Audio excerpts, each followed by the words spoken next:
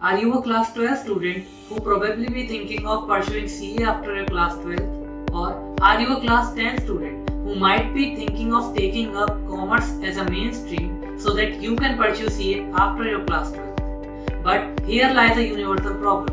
Maths तो है ही नहीं हमारे पास. Hello everyone, I am Chiraj Goel and in today's video we are going to uncode the role of mathematics in CA examinations. तो देखिए CA curriculum is divided into three parts.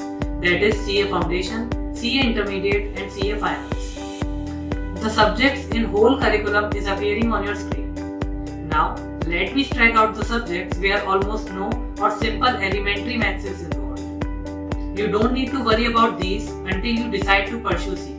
The remaining subjects are Business Mathematics, Logical Reasoning and Statistics, that is Maths of CA Foundation, Cost and Management Accounting, Financial Management and Advanced Financial Management, also known as AFM. Out of these, Business Mathematics, Logical Reasoning and Statistics, that is Maths of CA Foundation, is the one which requires the most knowledge of mathematics.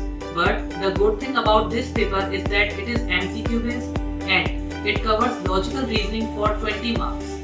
Further, topic 1 and 3 right here in part A is quite easy. It is of 8 to 12 marks and 12 to 20 marks respectively. Similarly, out of 40 marks of part C, 15 to 20 marks questions are manageable even by a student who has not studied math in class 11th and 12th. All of this adds up to roughly 60 marks. And you know what the surprising part is? 60 marks means exemption, which means you don't have to pass this exam again even if you fail to pass CA Foundation. And remember, I haven't taken a single mark from other topics. Don't you think you will be scoring more than 60? Let's jump on to financial management. This subject basically rolls around the concept of present value and annuity sector. If you have this one concept clear in your mind, congrats, you are good to go in this subject too. Similarly, it's the case of ASM. All you need to do is clear the concept of present value and annuity factor in your mind and that's it.